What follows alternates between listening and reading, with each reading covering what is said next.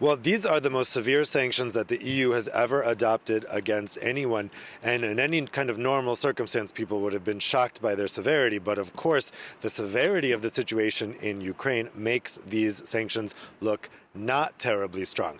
They kind of chose a middle road here. So they didn't do everything they could have done. Notably, the SWIFT bank transfer system is not in here. So they're not excluding Russia from that system. They're not personally sanctioning Vladimir Putin. And large swathes of the energy sector have been exempt from these sanctions. Last night at that press conference with President Macron, President Michel, and President von der Leyen, they were really at pains to say that these are severe sanctions.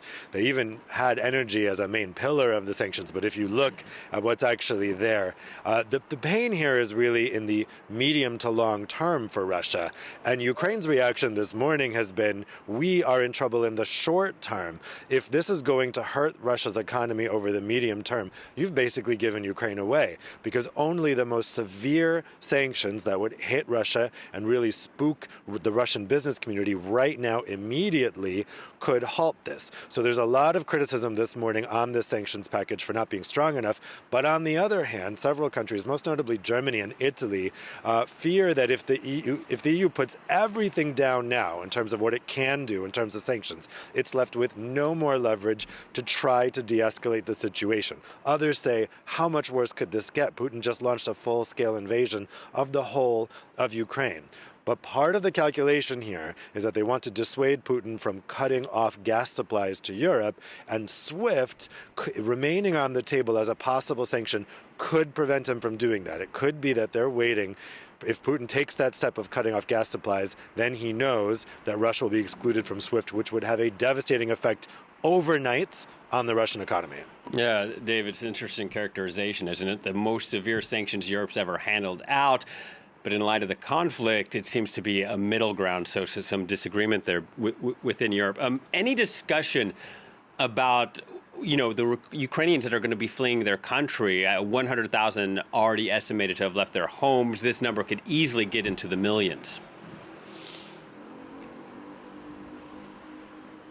Yeah, there was a preliminary discussion on this last night. The EU does have a plan. It had prepared a plan for receiving and welcoming Ukrainian refugees in all of those border states, which are Poland, Slovakia, Hungary, and Romania. They had already, in the past weeks, sent personnel over to the border ready to process people. We saw images last night of long lines at the Ukrainian-Poland border.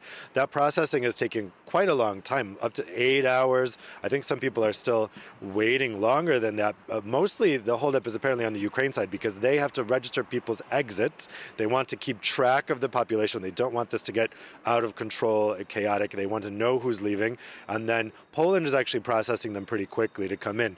But of course, there are going to be conversations in the coming days about burden sharing, about making sure that the situation doesn't get out of hand. Right now, Ukrainians are free to enter the EU. There's a visa waiver system, so they can enter as a tourist on a tourist visa for 90 days. If they wanted to stay longer than that, then they would have to apply for asylum, and that's where things are going to get complicated. But for right now, the EU really has an open door policy with Ukrainian refugees. They're saying, if you come in, we will host you, and we'll figure out the implications of that later. And the West sort of struggling to find its response in the face of this Russian aggression. So today we have a busy slate of meetings. There's going to be a NATO meeting, the UN Security Council meeting later today in New York. Tell us what more is on the agenda in Brussels. Yeah, this afternoon, that NATO meeting of leaders takes place by video. These are the prime ministers and presidents from NATO countries.